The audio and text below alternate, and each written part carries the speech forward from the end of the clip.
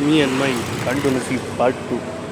ಮೊನ್ನೆ ಟಲೆನ್ಸ್ ಇವತ್ತು ಗಾಡಿ ಹತ್ತಕ್ಕೆ ಮೇನ್ ರೀಸನ್ ಬಂದು ನಮ್ಮ ಪಿಸ್ಟಾಂಪ್ರ ಅವರಿಂದ.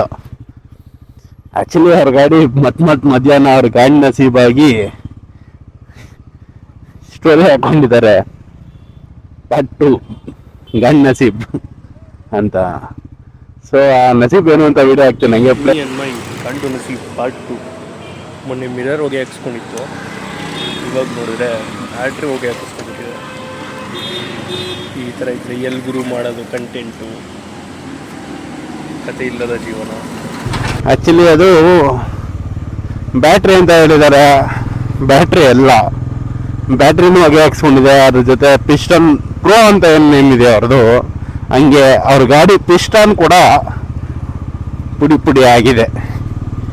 ನಮಗೆ ಬಂದಿರೋ ಮಾಹಿತಿ ಪಿಸ್ಟನ್ ಕ್ರ್ಯಾಕ್ ಆಗಿದೆ. ಸೊ ಗ್ಯಾರೇಜ್ ಅವ್ರು ಬಿಟ್ಟಿದ್ದಾರೆ.